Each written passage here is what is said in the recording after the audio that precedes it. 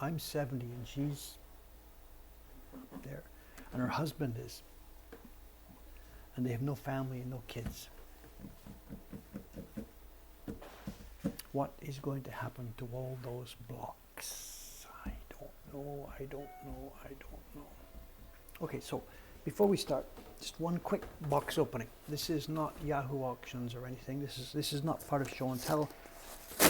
It's just activity.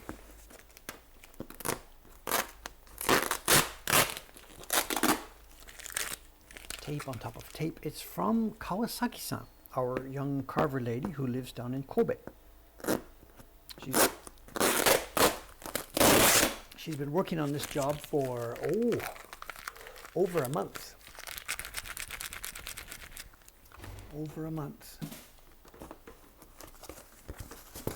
She's not finished yet. This is not the last, no, 2 blocks. This is not the last blocks.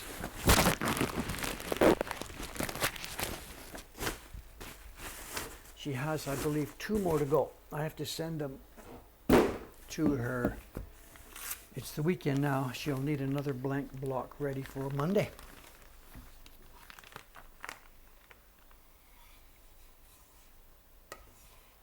Hands up, all of you who can recognize the print. It was 3 and it was in. And it was sticky too. That stuck to my fingers, but it still went in.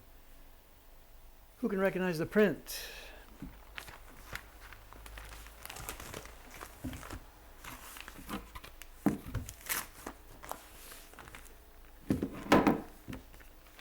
It's a Shinhaga design, and she is spending a lot of time on it. Some of these blocks are so bad, we're just never going to be able to use them. So we're going to be wasting the back side of these. It's just unusable.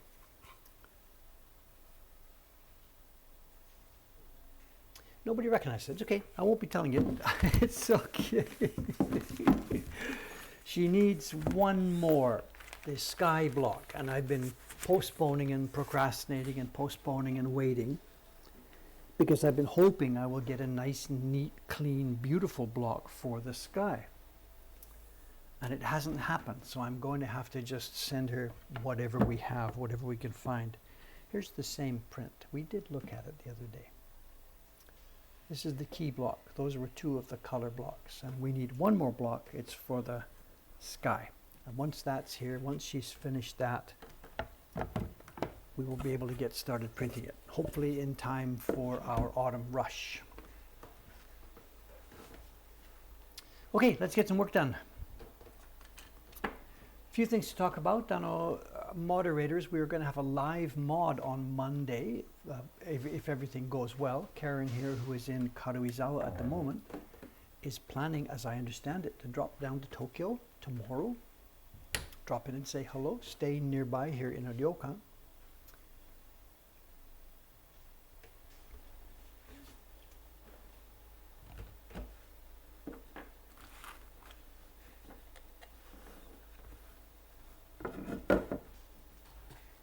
So she's going to stay here on is Sunday night somewhere in Asakusa around here, and then I believe she's dropping in Monday morning right here. So we're going to have a live mod. We can get to see her band people in person. Bring in your hammer, Karen. Got one here if you need one.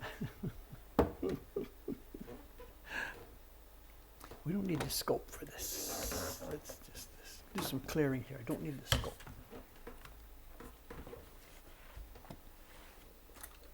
Let's do some clearing first, and then we'll start on her face if I get time for it today.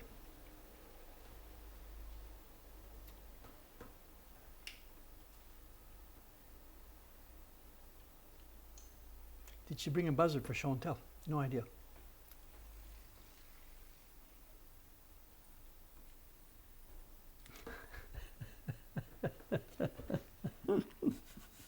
I have no idea. None of us have any idea what's going to happen. They've made the announcement yesterday.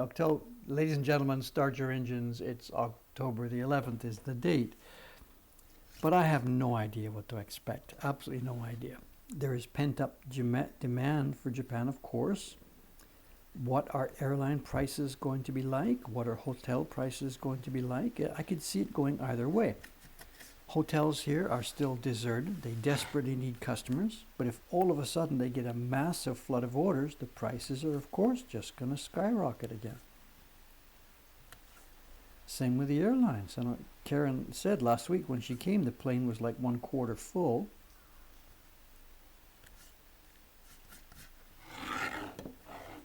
I have no idea which way it's going to go. Massive demand would seem to indicate that it's going to put prices way up.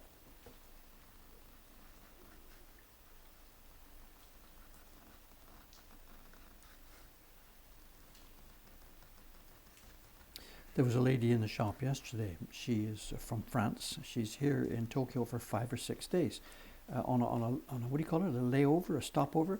She works for an airline company, Air France, I guess. And she's on the Paris to Tokyo route. And man, her life, I can't believe what the life, you know. She said, she's like, we were supposed to deliver some prints to her hotel room, so we did that. And then she came in yesterday. I thought, I thought you were just going to be gone today. She says, no, we're here for 5 days. I'm like, 5 days? She said, yeah, we do the flight. It's a 16-hour flight. Then we get 5 days in Tokyo. Then we do the return. Then we get 5 days in Paris. Then we do the return. Then we get 5 days in Tokyo. I thought, where can I get your life? My God.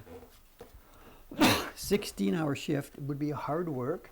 And then 5 days in Tokyo. And she did mention that actually that's not the way it always is in normal times. She said it would maybe be closer to 3 days normally. It's 5 at the moment because of the irregular schedule of the flights or something like this. I don't know the detail. But we were chatting about the flights and tickets and stuff like that. And, I was asking her, like, what's going to happen now? It's going to be opening up, and she's just waiting. She says, we don't know. We're going to be busy. She thought for sure. But her viewpoint on this was that it's not going back to the way it was before. Like, we're not soon going to get back to what we had 3 years ago with this cheap, easy ticket. Phone your agent, jump on a plane, spend the weekend in Tokyo, come back. And she said there's a few things, and I've talked about these before, actually, they're kind of obvious. She said the balance between the front of the plane and the back of the plane has majorly changed. It used to be the front of the plane, the first class, business class people. We know how it worked. They paid stupendous prices, and those of us who sit in the back, we are heavily subsidized by the people who sit up front. So be it. But the people up front are no longer there. They're there, but they're way, way, way down from what they used to be. And not just because of pandemic, it's because of business travel has changed, and we're looking at a business recession coming up. So she said there's no way that we're going back to that era of cheap $100 flights around the other side of the world to Japan. It's going to stay expensive. The airline companies are going to do what they can to fill every plane as much as they can. So we'll see, that thing we had in 2019 with just dozens of people coming through the door here every day. Dave, how you doing? I've been waiting to meet you. I've been waiting to see you and all that stuff. Dozens of people every day coming through. And it looks like that era of free, cheap travel. Not free travel, but easy-going, cheap travel. That may be history for a very long time. I don't know. No idea. No idea. So we'll see. We have no idea really what to expect. We've been getting ready for it, and we are going to get ready for mid-October.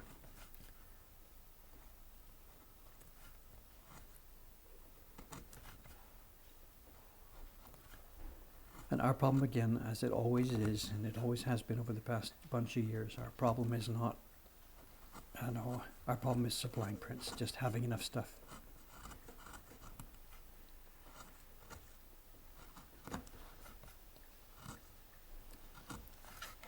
Supply. We can't supply enough.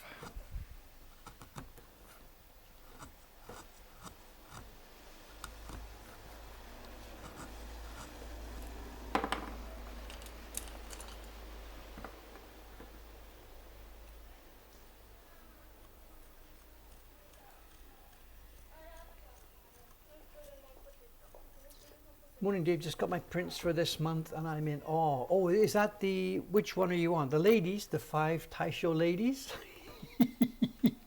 We're a week away from me being able to publicly show it. 1,000 chocolate eggs. Thank you, thank you, thank you. I didn't have anything to do with that one, you know. Well, I can't say I didn't have anything to do with it, but I mean, I didn't touch it. I didn't carve it. I didn't print it. I didn't do the trimming on the prints that month. All I did was sit in awe at what our crew has done.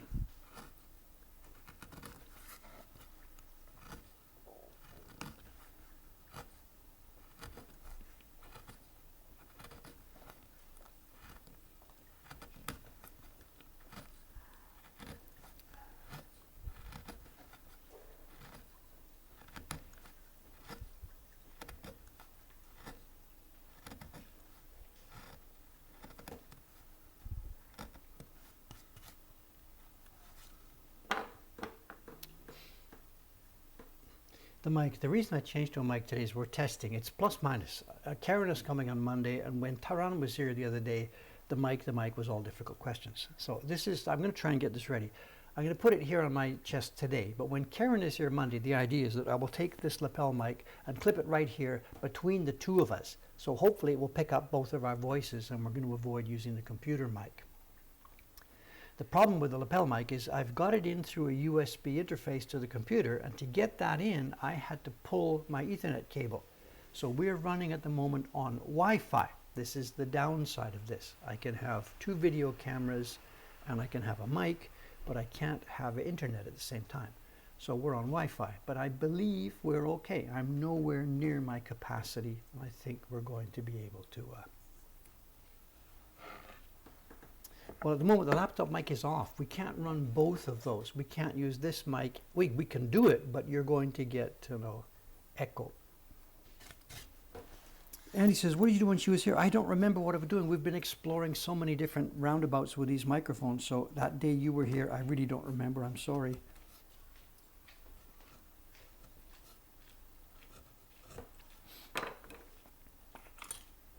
That would have been when I had my old computer, so it could have been that there was more inputs on that one. That had an actual audio input. This computer doesn't. So the day you were here, perhaps we had the mic in the middle and it was plugged into the computer. I don't remember, I'm sorry.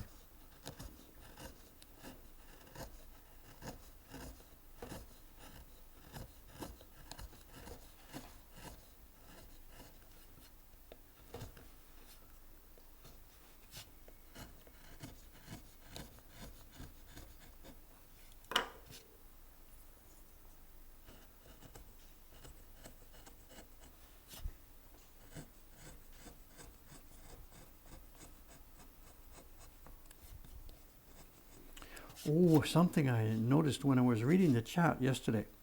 Today's what? Today's Saturday. So I was reading the chat from the Thursday thing, and I missed something that happened, and I really, really regret missing this. It was a really, really cool chance to do something interesting.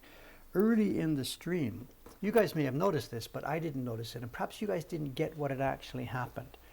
Early in the stream on Thursday, somebody typed in, and he was an English teacher here in Japan. And he was, at the moment of typing this, he and his elementary school 5th grade class were watching the stream. And it's the week that comes up when my page is in their textbook. I have a double page spread in this year's elementary school grade 5 English language textbook. They came and talked to me about this years and years and years ago. Anyway, the thing is, he had known about this, so he keyed up the screen, the stream in their classroom, and he was here with his kids watching it, and he said so in the stream, and I didn't catch that, and we should have done a hi kids, you know, or whatever, or something like this, but it would have been fun to say hello to them, and you guys could have all, you know, said something back and forth, whatever, with a classroom of grade 5 kids, which would mean they're like 10, 11 years old. It would have been good fun to play with that for a while.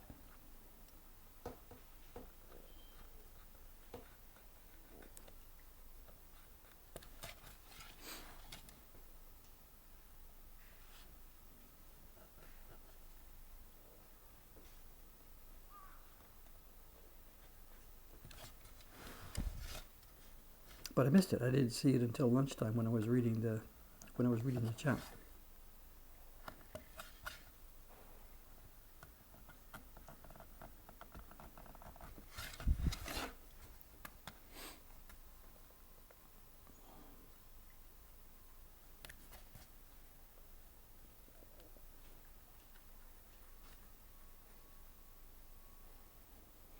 You heard me yesterday when I was talking about this. This is really hard bits of wood. This wood comes in stripes. I don't know if you can see it. There's dark brown bits here and there coming in on the grain. And near these dark brown areas, there's one here, one up here, another one here. We had a big one, I forget where it was, down in here, little one there. These are areas of like concrete. They're wood, but it's like as though you had concrete embedded into the block. It's super, super hard. This is okay here. Down there we had a real hard area. It's kind of dangerous because you're rolling along thinking, okay, ooh, and then boom, it goes suddenly jerks. It's when the wood is not all the same, it's really, really easy to screw up.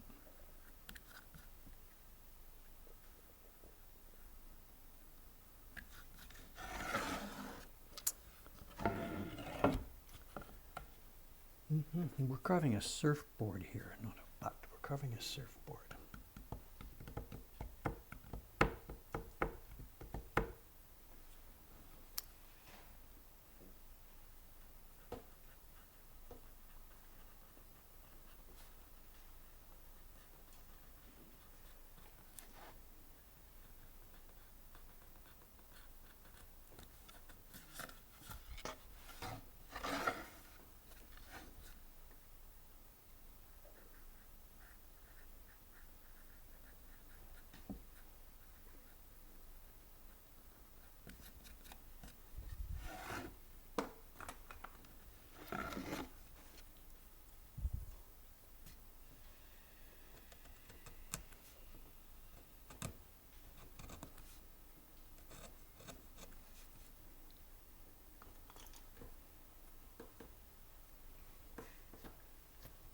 We're making so it's a reproduction. We're not going to change the design at all. I'm going to try as well as I can to make this print match the original. Having said that, there are still questions about it. We have a copy of the original image, the one that guided the printmakers back in the 1970s. And the print they made at that time didn't actually match the original image from Okada-san. They adapted quite a lot of it. They adapted, some of the wave shapes were different, some of the shapes of her body were different. So my questions as we go forward here, what I've done at the moment, when I did the tracing on this, and especially the tracing of all the sea and the water, I followed the 1970s era print. I didn't follow his original drawings. And I did that because actually they did some sensible things. Some of his drawing was difficult to adapt into the shape of the water, and it seems they worked perhaps with him or not, I don't have any idea, in making their adaptation. So that we're going to follow. There's no reason for me to try and reinvent the wheel and struggle against something that just doesn't make any sense. So this print we're making now is going to be a reproduction of the print that was made in the 1970s. It's a slightly different size, and we're going to leave off his seal because the previous image had the seal that was presumably authorized while he was still alive. He would have inspected it, etc., etc. He's no longer here, so we're going to make the reproduction with his carved signature, as woodblocks always do, but without the actual red seal. And then we will identify our own thing with our own Moko Hankan mark and our printers' names and carvers' names and things like that. So our version will be clearly differentiated from the 1970s version. Of course, the paper is different, everything's different. So there's no fear that what we're making here is going to be a forgery. It's going to look different enough that there's no fear about that.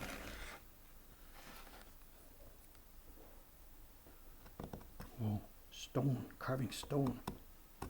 Right there, this dark brown.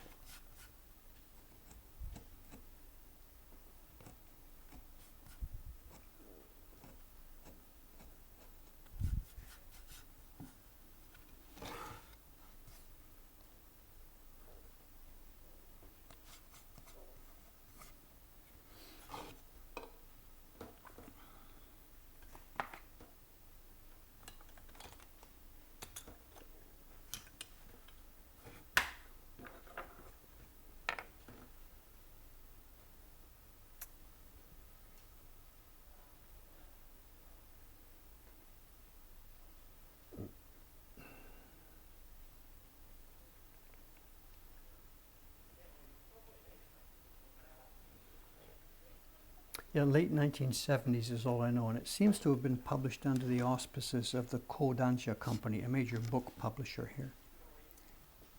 They published a book of his erotic designs or semi-erotic designs. He went to Kabukicho and Roppongi and places like this and did a bunch of pictures of the women who were working in those places. It was kind of a thing. He was being promoted at the time in the 1970s as the modern Utamaro. And Utamaro back in the old days did pictures and illustrations and woodblock prints of the women working in the Yoshiwara. And this was kind of a modern version of that in the 1970s. And they promoted him as the modern Utamaro.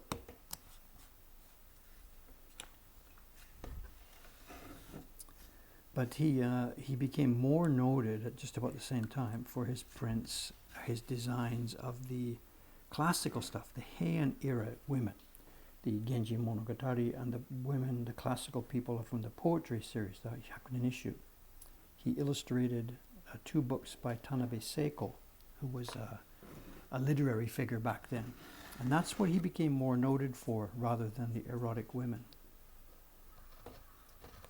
And then as it moved into the 1980s, he started to collaborate with kabuki designers, and he made many designs based on kabuki activities. And some of those are spectacular, absolutely spectacular. So we have lots and lots and lots to work with as we move forward over the years. As we said, this is a trial project to sort of show the family that we can do this, and we'll see where it goes from here. Okay, I'll switch to the scope now for this next part. I'm carving them as a slower pace than the other blocks. I don't know, you mean how much time I spend day by day, or you mean the physical movement of the knife through the block? I don't know. I know there's lots of other work going on right now, which is why this is being postponed. But if you mean the physical carving of the knife, I don't know. This is one hard, difficult piece of wood, so. Do I expect the Mokuhankan credits will get more noticeable year after year as dirt might get caught in the recesses?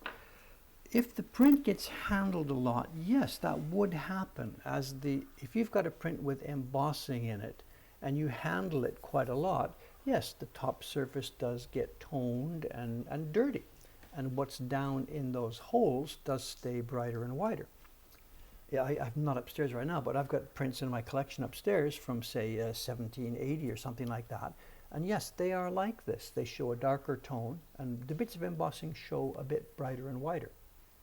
So yeah, a couple 100 years from now, that would be the case. I really don't care about that. So I'm carving this slowly, I guess. I really don't know. I am recently frustrated by the massive amount of stuff I'm supposed to do. I am not at ease with all of this right now. I'm certainly not comfortable and carving happily and smoothly. And over the next couple of months, it's just going to get even worse. So I don't know if that's my excuse. I know it's kind of tough right now. Things are difficult. They've been difficult for us, whatever.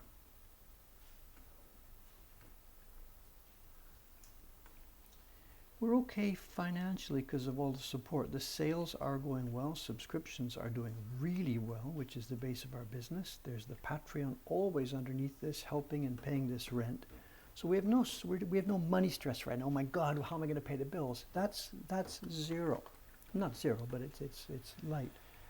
My stress is staff and people and just the work, the extra jobs, Ayano-san is doing really, really, really well. She's doing really very well. There's lots of stuff she doesn't know about yet, and she's doing well. I cannot say anything but praise for her. I don't know if she's listening. She's probably off camping this weekend, but no, very, very. Both of those two ladies, Watanabe-san and Ayano-san, they're quite different. They have really, really, really done that. Without them here now, I don't have any idea what I'd be doing. No idea. Neither of them are here as as managers because they're so important to the department they're doing, and that's the problem. If I tried to look at Ayano-san as saying, maybe she could be the manager, maybe she could be my PA, the problem is she's got so much work of her own to do. don't know.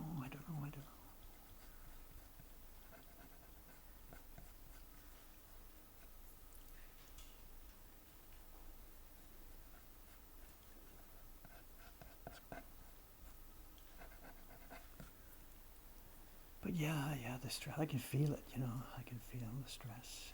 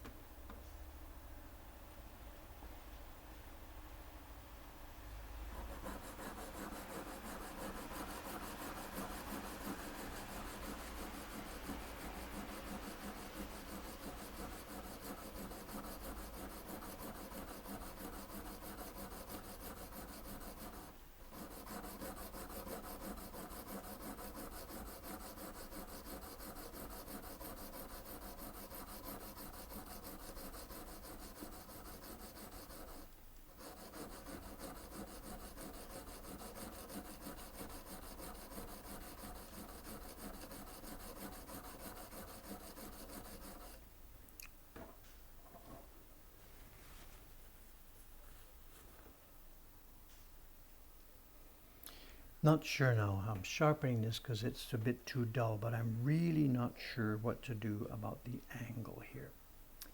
Face is next, and the face doesn't have, we don't have any really tiny curves, so I don't need too much of an acute angle here. But if it's too obtuse, this at the moment is more obtuse than a typical knife would be.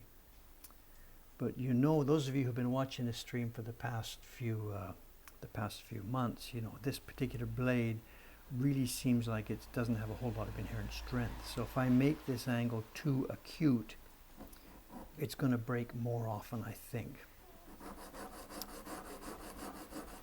It's a compromise. Anthony, it's a compromise. Back and forth here.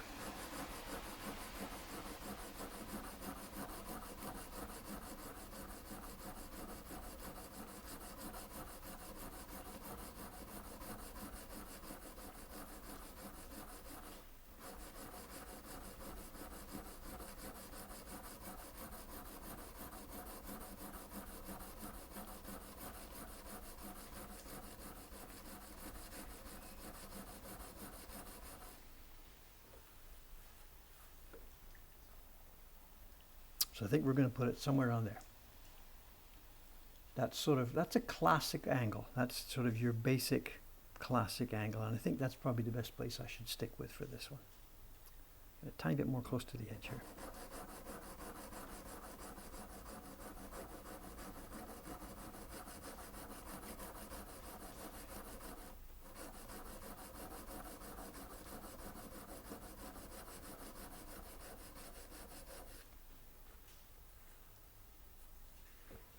Well, it's a 400 we're starting with, and I'm going to switch over now to a 12.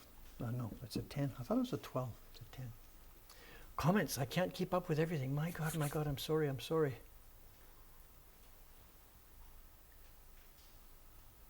Oh, ho. Okay, we have, there's a gentleman dropping in here, Brentorama. This is a new face here, I guess. This is, if you didn't notice, maybe he's already explained to you, this is the gentleman who is responsible for the Samurai Golf. This is are you the producer, Brent? Director? Author? I don't know. Tell us what your actual thing here. And just so everybody else knows here, this is the young man who's responsible for that video. Here's your chance. Yes, Brentorama is the frog man, or I don't know, whatever it is. So here's your chance. Toss him your comments, questions, whatever.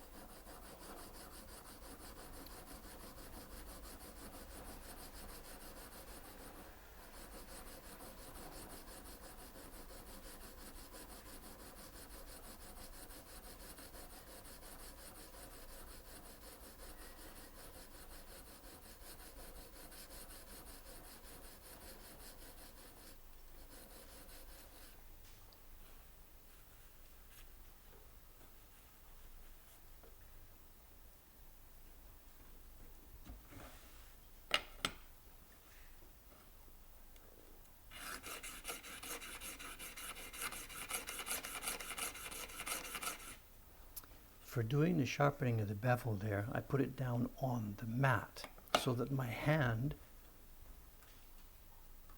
when the thing is down here, my hand can run on the soft mat here and the steel can go on the stone and my hand is running on the mat. And it's really, really helpful. Rather than floating up in the air, which tends to wander, by keeping my hand on the mat, I can get that angle really, really nice and smooth. But I can't do the back side of the blade down on the mat. I've got to lift it up at the end here so that I can get the back side. We need room. The back side has to be flattened on the stone. So that's why part of it's down on the mat and part of it's up on top here. And these little cheap stones, I know we're confused. I've got two of them here. One is Japanese, one's Chinese, and I was supposed to tell the difference, but I really can't see much difference. I think the difference is mostly going to be in the longevity, I guess. The Japanese one, I think, would have been made with more care in terms of the bonding and stuff like that. But I don't know. I really don't know.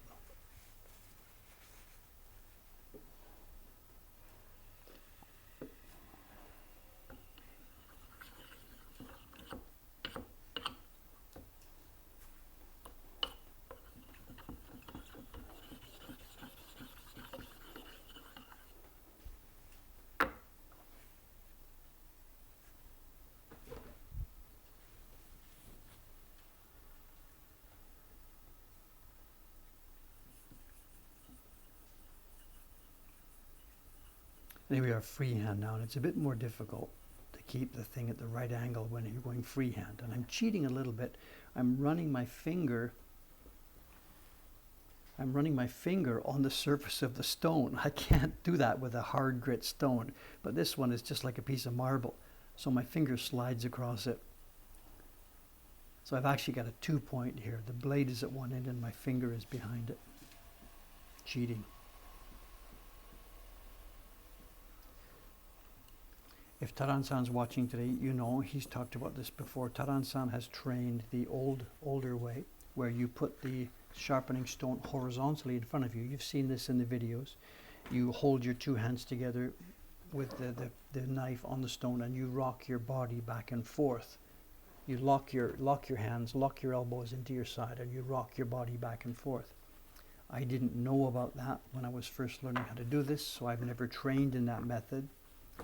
I saw it partway along when I had those videos, those TV programs with Ito-san, and saw it there. This is a finishing stone. It's a shiageto. The whole Japanese sharpening works on 3. You've got your arato, rough stone. Here I'm using a diamond, but it would be a red stone usually, arato, rough stone. Then you would go to nakato, medium stone, and it would be a 1000 or a 1200, something like that. Then the third is shiageto. Literally, shiage is finishing. It's finishing stone. And I have no idea what number this would be. 4, 5, 6, 7, 8. I have no idea. It's smooth like a piece of marble. It doesn't seem to have any grit whatsoever. And it really doesn't do anything unless you put a little bit of the mud on it. And I think it's the mud, the grit in the mud, that actually does the sharpening. I don't know.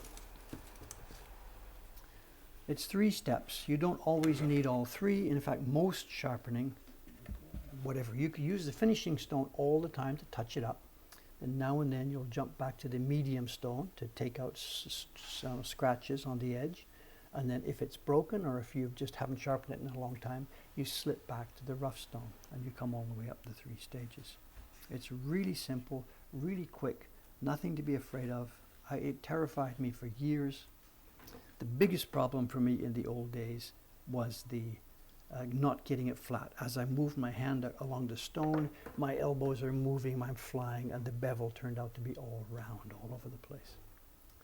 But that's been greatly simplified now, as I said, by that idea. Keep your hand on the carpet. It works just well.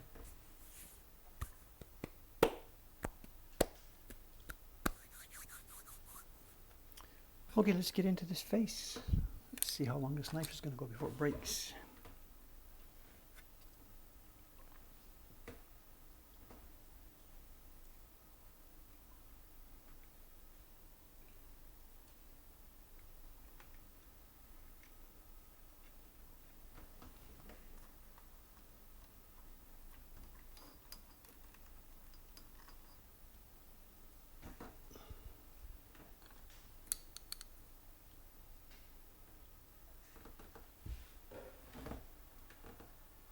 What's the white stuff? This is the paper, the design. I don't know. It's the white paper. Paper was pasted. We had the image. If you're new here, perhaps you might not have seen it. We have our image. We reproduce or paint or draw or photocopy or do something, the image, onto thin paper. And this happens very, very frequently in this stream. We then put glue on the piece of wood. We rub the paper down onto the piece of wood and peel away as much as we can, leaving just what you see here. So what you're looking at is actually a piece of paper, just the last few fibers. And a moment ago you saw me with my finger. I moistened my finger slightly and I was just trying to pull off just a few of those fibers.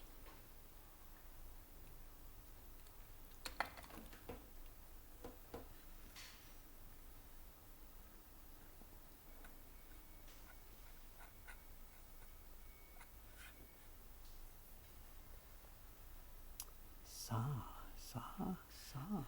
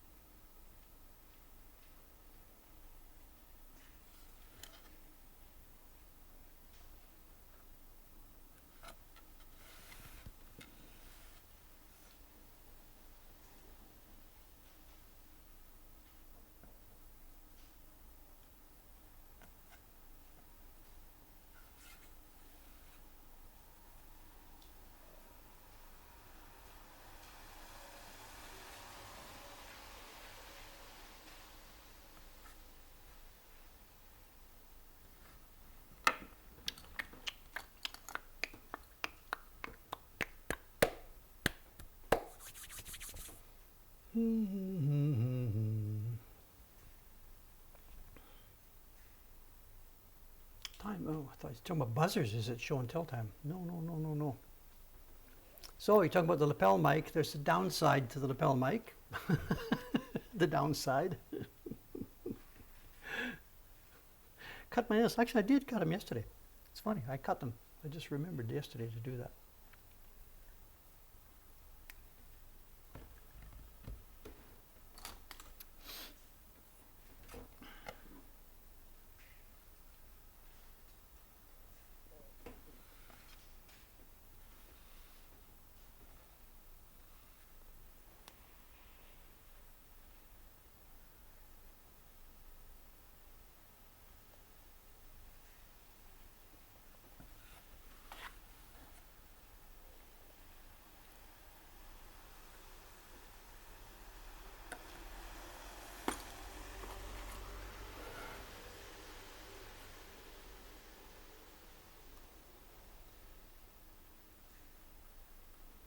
There's no way I can dare to come around that curve all in one piece. If I came around that curve all the way, it's 90 degrees all the way, I'd pop this off for sure. We've actually already lost the very tiniest top of the tip here. But we're okay, we're still good to go, but it would pop right away. So I've come around 1, 2, I can do this in 3. There's no way I can come around that thing all in one movement.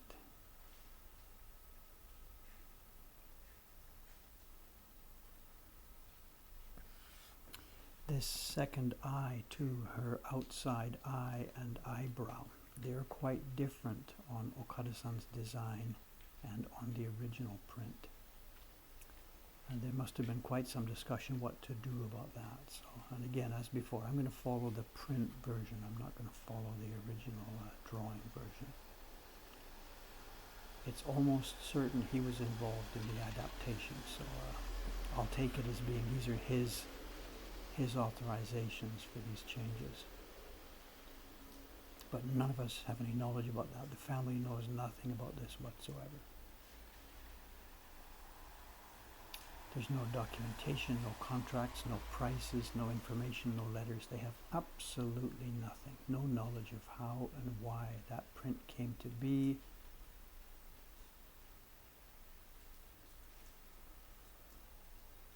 Just over the years, all the documentation has been lost.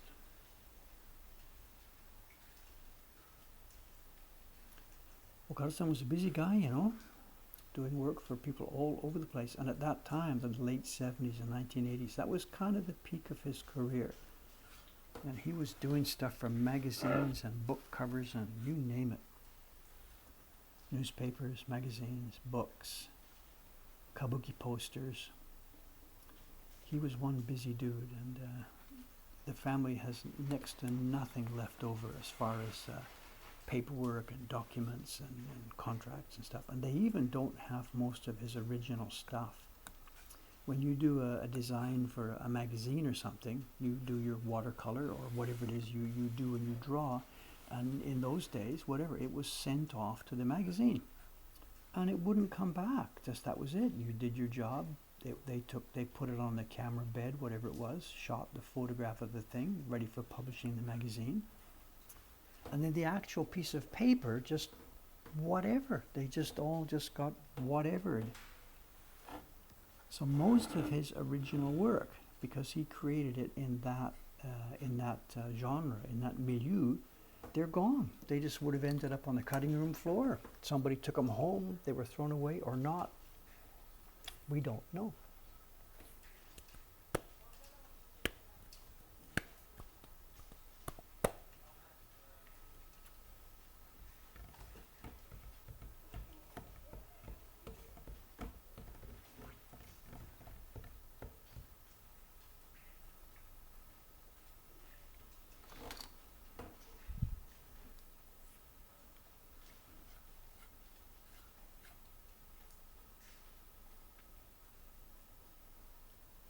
Stuff like that just turns up, you know. When I bought my house in Ome, the guy I bought it from was a guy who had been in his day a famous illustrator. His name was Kanamori Toru.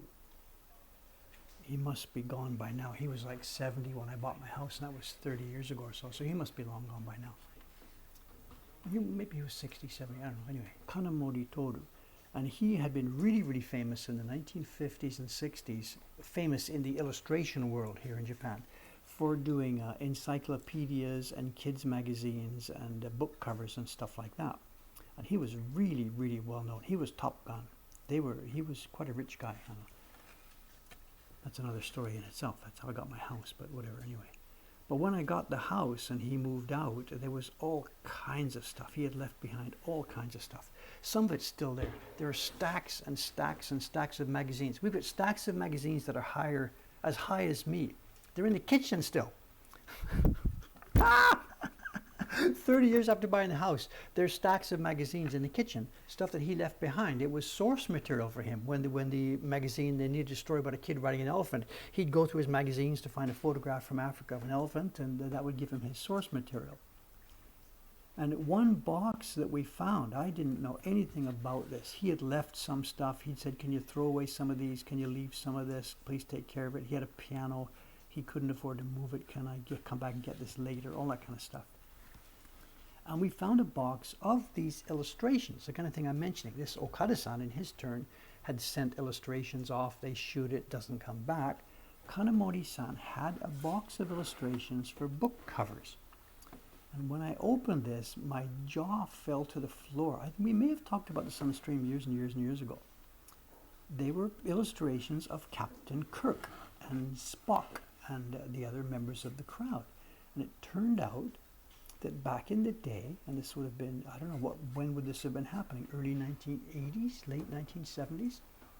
When Star Trek was in its first thing, there were books published for all of these episodes. And he was the illustrator for the Japanese translation of the Star Trek books, the first series. And this box in my basement there was full of all the covers. They'd been photographed. There's notes here, there's tombo, there's registration marks. And there was hundreds of them in there. Absolutely hundreds of them.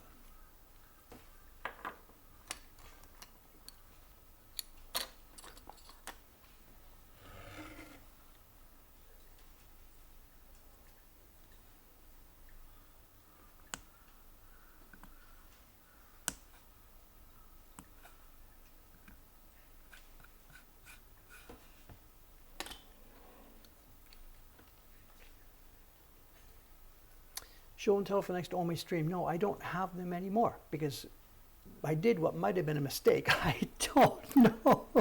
I called the guy up. Like I was thinking, this is the mother lode. The guy has left this. He said, Dave, clean up this garbage and stuff like this. And I did, I guess, in retrospect, what is the right thing? I called him up and I said, you know, this box of these book covers. And he says, oh, I know. What should I do with them? And he was thinking that they weren't garbage, that there was some kind of value to them, but just he didn't know what to do. So he and I at the time, and this is 20 odd years ago, we put up a website. I don't have the covers, I don't have the books. His nephew came and took them. And after I put some publicity up this, it went around the internet like as a sort of a meme for a little while. This is back in 1999 or 2000 or something like this. And his nephew came over and said, got this, we'll take care of this now. Thanks, Dave, thanks for finding this, away you go. So I don't have them at all. But I think I've got some pictures for you. Hang on one sec. I wasn't prepared for this, so just give me a second here. If it's woodblock.com.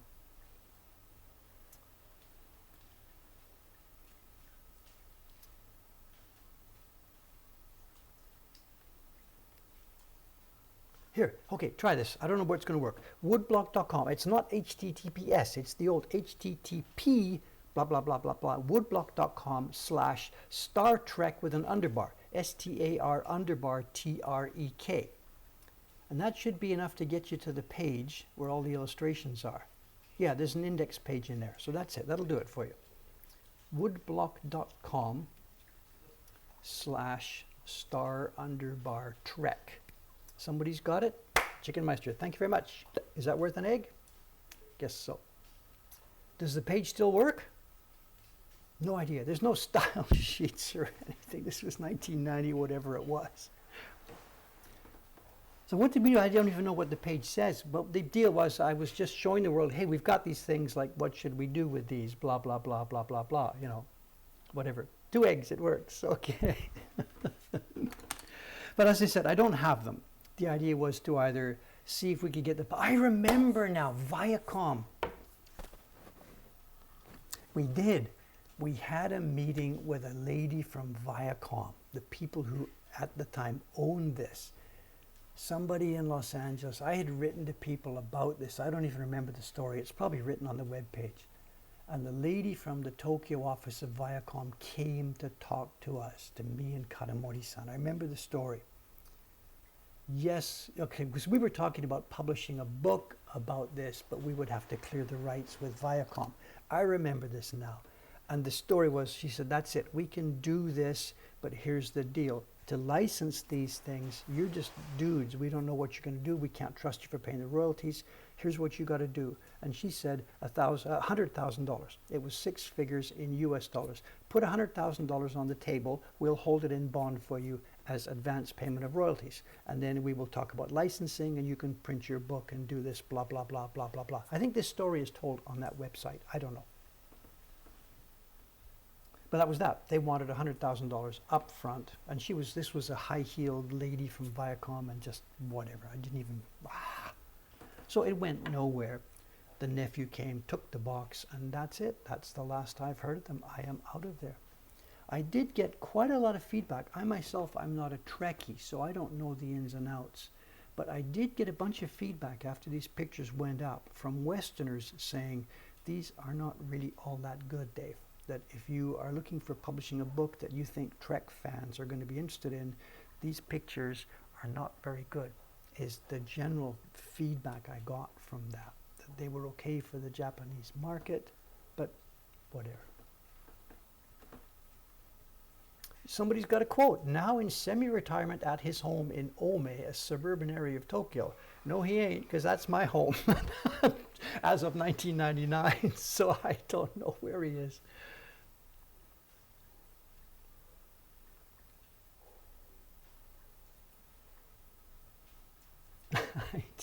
I don't remember. It's such a long time ago now. I half remember the story and I half don't remember the story. I don't know.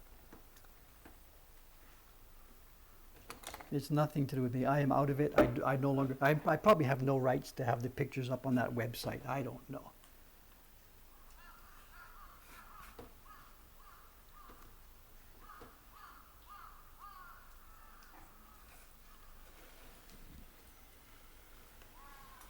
But it was fun. He was a nice guy, and all.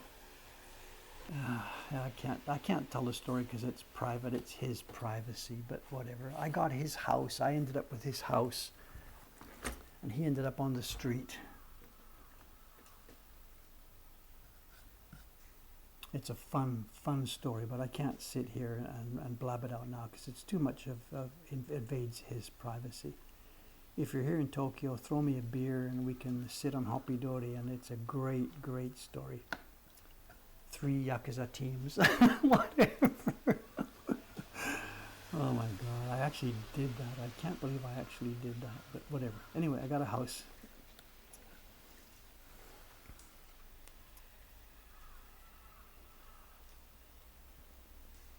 Against the advice of every single person around me, against the advice of Sadako, against the bank manager, against everybody's advice. Dave, don't go there, don't touch this, it's toxic.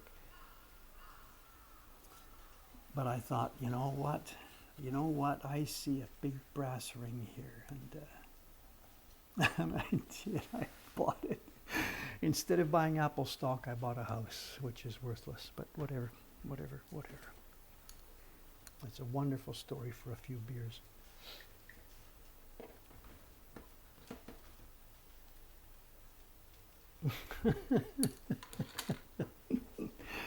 Choices taken, choices not taken, you know.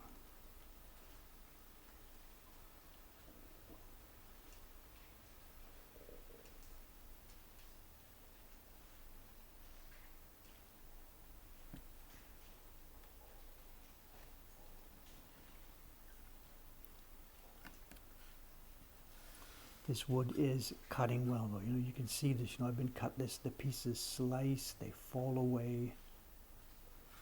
It's a decent piece of wood. It's not a great piece of wood, but it is a decent piece of wood we've got here. And this print should do well. I mean, it should print well. I mean, you should be able to make a good physical print of this, and hopefully it will last, this block will last a reasonable amount of time. There's no way we're going to get the 2,000 plus from this piece of wood that we received from our Great Wave block, but I don't think it's an issue. I don't imagine we're going to be looking at anywhere near 2,000 copies of this print, but and certainly not in my lifetime. So that's not a problem for me, that's a problem for somebody else down the road. So there's stuff I can take care of, and there's stuff that is just, Dave, just let go.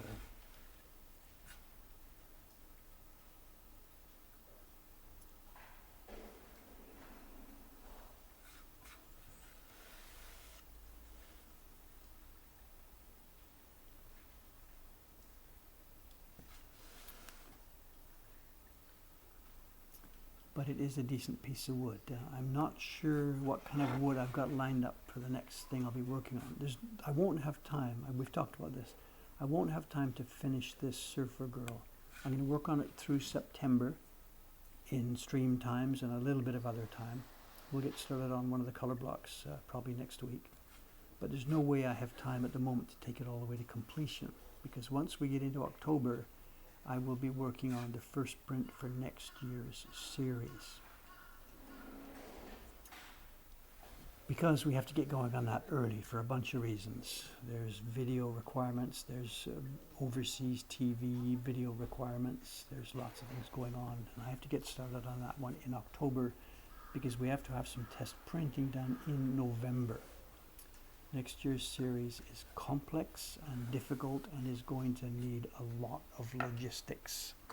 3 carvers will be involved, and it's going to be very, very complex logistics between all of us. I'm getting the first one. It's not quite sure which of the images I'm getting yet. The 3 carvers have to have our big meeting with a bottle of sake on the table to try and decide who gets which one of the 12 prints. And because I'm first up, because I'm first at bat here, I'm the lead-off man, I get one of the prints that has to be quite a spectacular print. And I think I will be getting a murder scene. It's not sure yet, but it looks like I'm the one who is going to be getting the murder scene that is in next year's print series, next year's subscription series. It's a violent murder.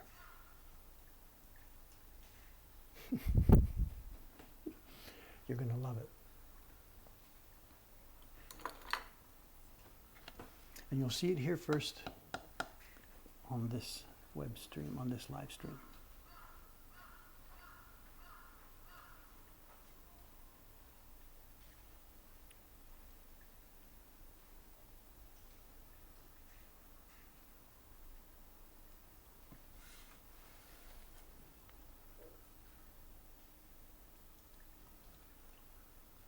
I may also, later in the year, again, I don't know how these are going to go because we're going to be bargaining on who's going to carve which one, but I may also be getting a nice cat, dog, weasel. I don't know. We'll see how it goes.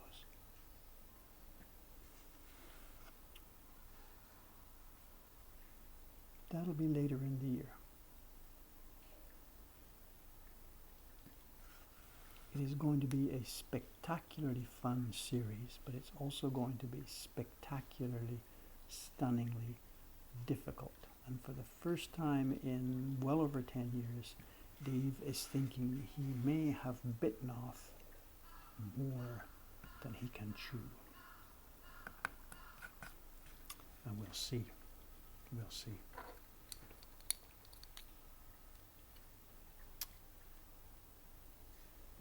Have we been given a hint about next year's set? What have I been talking about for the past 10 minutes? So all the designs have been chosen already. I can't go there yet. I can't go there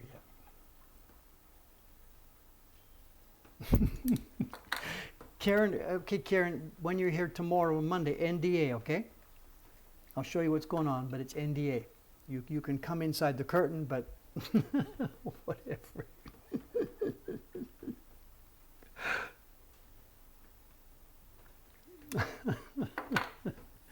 I don't know. I shouldn't even talk about this because, my God, Ay, ay, ay, ay, ay.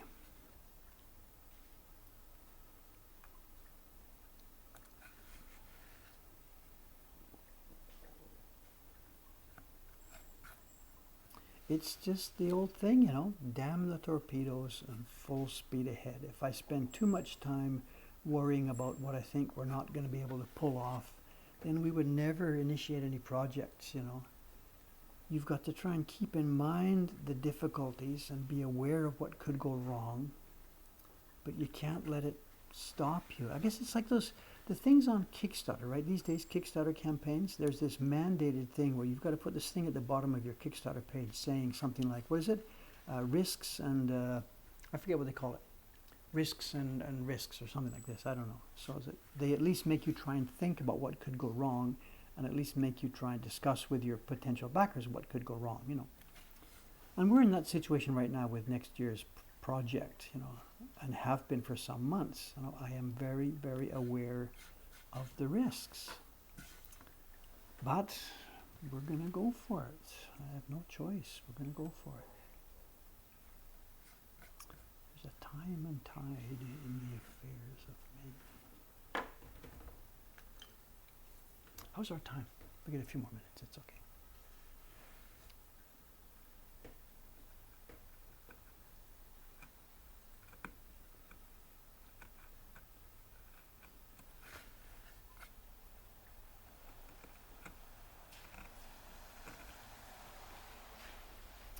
It's the kind of thing, you know, that makes me wake up, you know, at night. You know, it wasn't last night, but a few nights ago, you know, I sleep well. I really, really, really sleep well. That's one of the things I never have trouble with.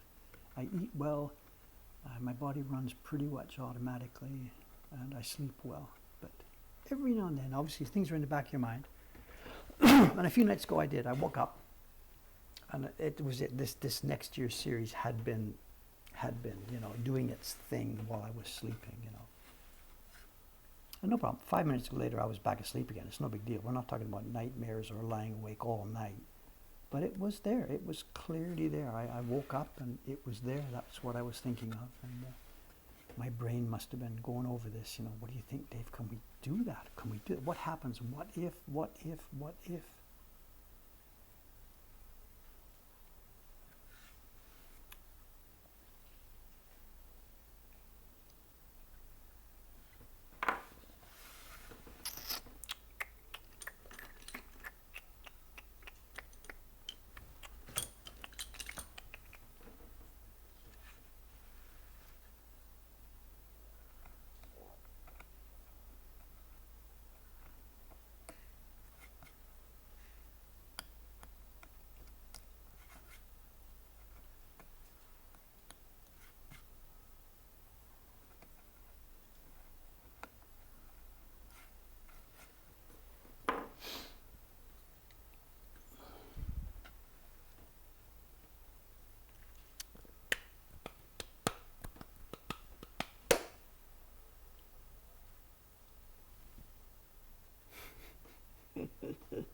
Karen says, I'll sign. Sign what? Here, blank piece of paper. Sign here. Close your eyes and sign here.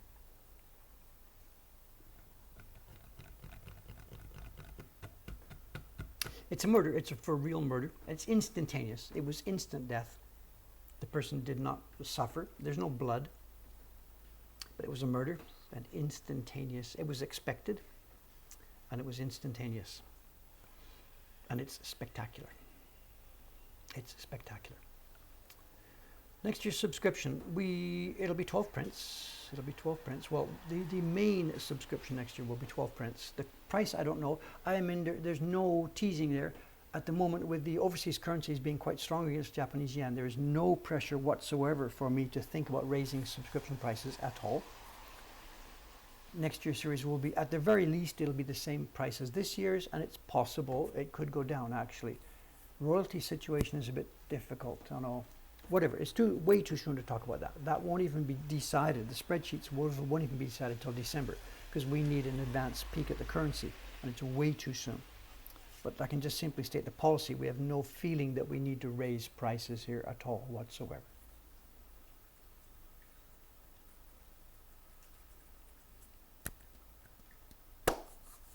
No blood. No blood. No blood.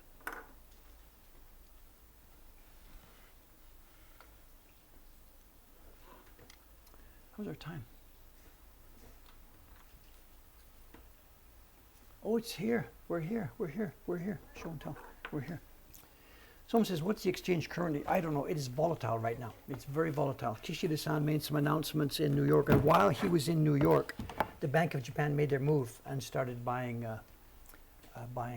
yen again. So I don't know. The exchange rate is good for us as an exporter. It's good for you buying things in Japan because things in Japan are much cheaper. If any of you are coming here or thinking about that, your dollar, yen, euro, whatever is going a long way these days. It's very good for inbound tourism, and it's very good for exporters, people like me. We haven't actually, I should be careful what I say here, because the dollar has gone up. It's about 20% or so increased over the past 6 months or something. And we didn't drop our prices. We kept our dollar price for subscriptions the same. We gave people, we said, we're going to give you price protection. If the currency exchange goes against you, we won't raise the prices. And the currency exchange has not gone against the customers. It's gone for me. So the price, if you paid a $50 subscription for one of the subs a year ago, we got like maybe the equivalent of $55. Now we're getting more. So we are very happy here right now. After years of being on the other side of it, we are finally getting more. So every dollar you pay us, I'm laughing all the way to the bank.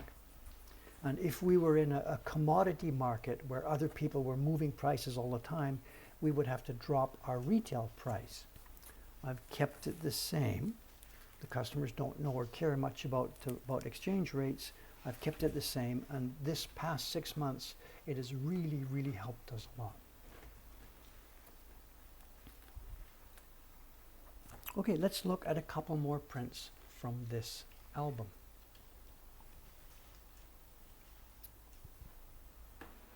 Man, I've taken some beatings over exchange rates. The year we moved to Japan, 1986.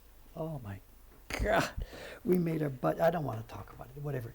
If you look at, go back and do a Google, what's the exchange rate for yen in 1985 when we were planning our trip and we made our budgets, and then look at the yen value in the autumn of 1986. It lost like 40%. My dollars lost about 40% of their value.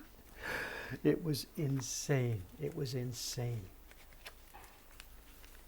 The numbers, they're just unbelievable numbers to look at now.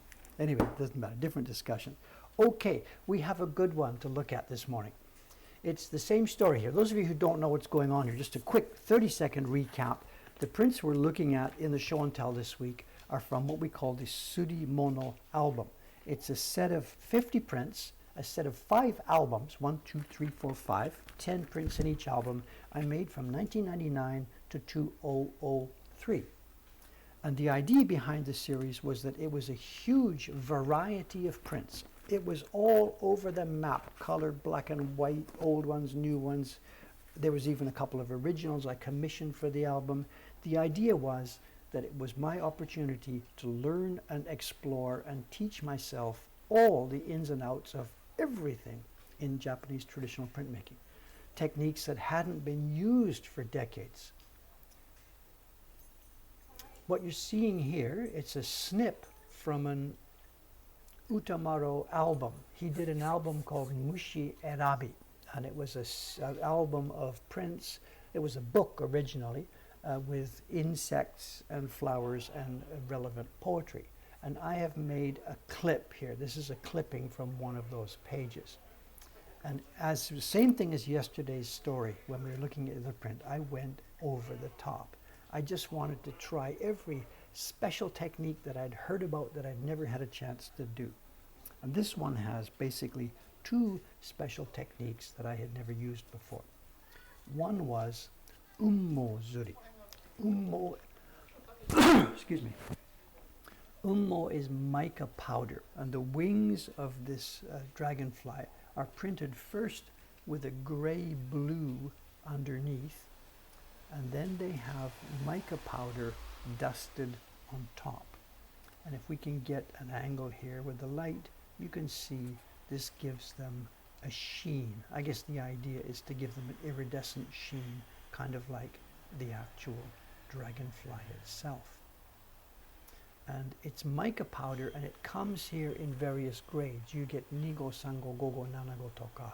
It's how finely it's ground. And the one here uses one of our most finely ground ones, and perhaps I went overboard.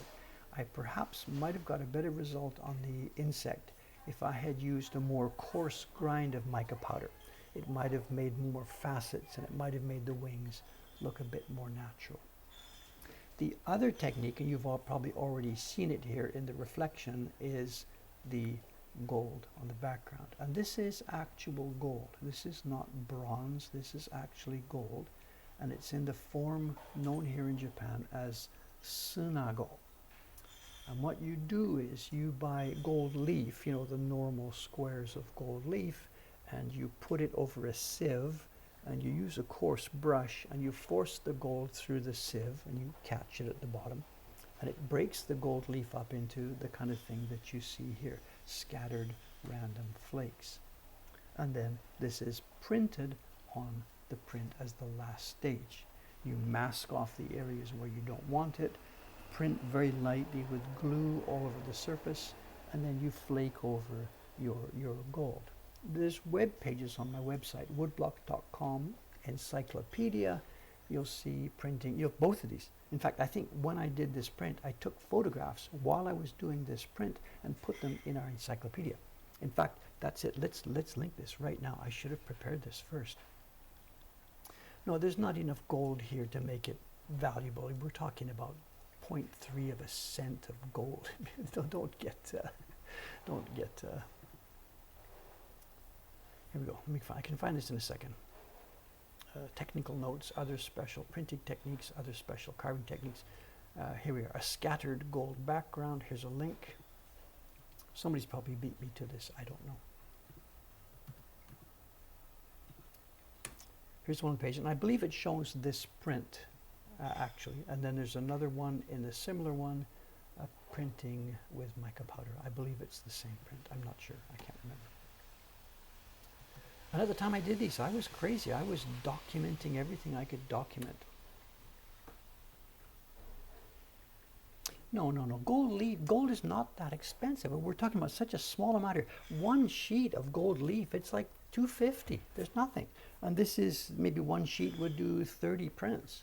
There's next to no value here. Don't worry about gold is not a whatever.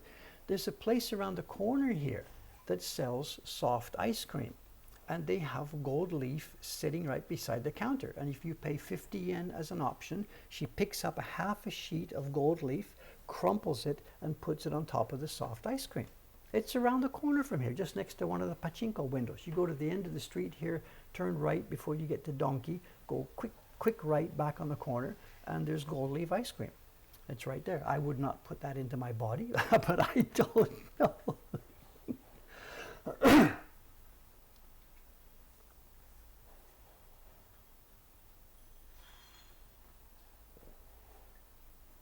They do it all the time. They put gold leaf in matcha down in Kyoto. I would not buy that. They put it on ice cream. Bling, who wants to eat gold leaf? My God.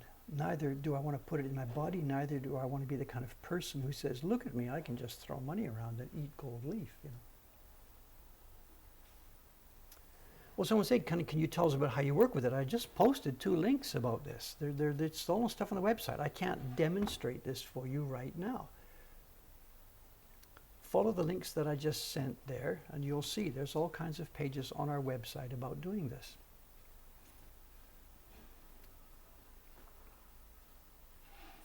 Anyway, there she is. Very quiet, very nice print. This is the one I made 25 years ago, but this print is in our catalog. The blocks have come back into use. The Mokuhankan printers are doing this. And this print, as we speak, this is in the Mokuhankan catalog. I think it's number 26 or something. I can't remember.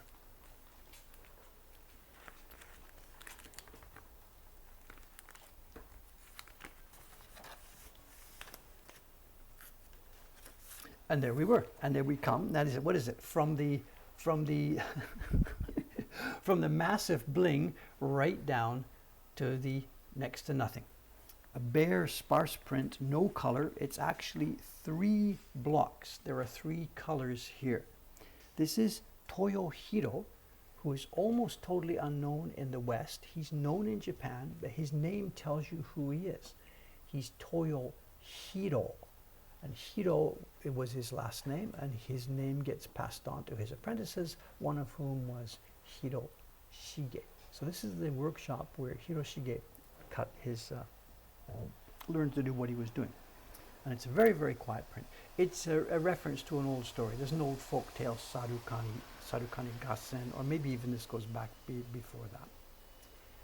And I think the story, there's 2 stories mixed together. One is the monkey reaching down to pick up the reflection of the moon in the water, and it's mixed together with the other story. And there's a more than I know about. If you Google it, a Japanese monkey, long arm, crab, whatever, there's a million stories. And what I wanted to learn from doing this print was I really wanted to learn about scratch carving. This is not an ukiyo-e type design at all. It's rough and ready. There are no delicate lines compared to the one you saw me carving just a few minutes ago. What I wanted to learn was something about how to do scratch carving. And if we had the original design here and mine side by side, we will see that I've made the same print. In other words, there's a crab claw here, and in mine is a crab claw. But these are so randomly cut. Your knife is actually bang, bang, bang, chop, chop, hack, hack, hack. There's no way it's microscopically the same. And you cannot ever make a microscopic copy of a print that has scratch carving. You know, if you were trying to make a forgery of a print like this, it's impossible because the technique to make it involves randomly banging your knife. And there's no way you can randomly reproduce the scratches on all these lines. So it's never possible to make a complete, verifiable forgery of a print like this. By itself, the lines are not nice, the lines are not attractive. By themselves, they are a mess. Taken as a whole, of course, we see brush painting. This is a reproduction of, in the original form, it would have been a sumi-e, a painting with Japanese ink. And Dave was trying. How faint can he make stuff? You think this is easy? This is not easy, actually. Not easy at all. There's 3 colors here. There's the lightest gray, there's a medium gray, and there's the darker one. This is a very, very difficult print. You like it or you don't. It sells well these days too. This one also is in our catalog now. The blocks are here at Mokohankan and the Mokohankan printers. Dei-chan likes doing this one. She likes doing this one a lot. Actually, I said to you, there's 4 blocks. There's also a background tone to the paper. The one sadness for me about this print, and I think it turns off a lot of people as well, people who might like this print a lot more, is the face, the head. I mean, really? We know Japanese artists have had trouble with animals, but like, I wouldn't have thought a monkey. And I don't know what he's done here. You tell me. I guess these are the ears, but it looks sort of like a panda, and it sort of looks like a sloth. And I have no idea what the guy's done. Even the arm, the whole thing about this cuddly looking animal up in the tree looks like a sloth, and yet the reference clearly is to the famous story about a monkey. I know no more than this anybody. It's the same thing. We have our cat, dog, weasels, and we have our panda, monkey, sloth. Whatever. I don't know. Someone has got to do a book about this, researching these glorious, famous Japanese artists and their inability to draw animals. And yet, you saw the last one we looked at, the show, that insect. I don't have a photograph in front of me, but I would bet you that that insect we just saw, I think that's almost probably photorealistic. The legs, the body, the head, the little lines. They could do insects, but they can't do freaking mammals. And I have no idea why. No idea. No idea, no idea. Okay, all right. Hey, I've had fun today. I got a little bit of work today done, not an awful lot, a little bit of work today. I'm now going to get a whole lot more work done with this out of the way. It's going to be a quiet, rainy day here in Asaksa. Tomorrow, Karen, let me know what time you're coming over. Or are you having dinner? Can I invite you to dinner somewhere? I don't actually go out to restaurants these days, but we can make an exception, or we can go to 7-Eleven and have a day of dinner. I don't know. If you're staying at the ryokan, you've probably got dinner already arranged or whatever. Anyway, let me know what's happening tomorrow, Karen. And for those of you who are coming back on Monday, Monday will be Vivid KP will be here live in action, and she will be hosting the stream. Dave is going to sit here and carve. Have you got new prints also, Karen? Are you bringing new stuff to show and put in the whatever? Anyway. So Monday we have guest host Vivid KP, a live mod with her bandhammer here in the studio. See you then. And the weather on Monday too should be very, very nice. All day sunshine. Maybe Karen and we can go for a walk or something. I don't know her schedule. Let's put this up.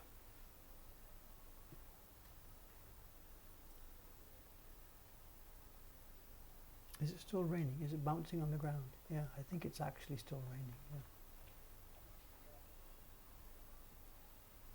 Yeah. And now I have to go up and clean up that bag because it's clearly my job to do that.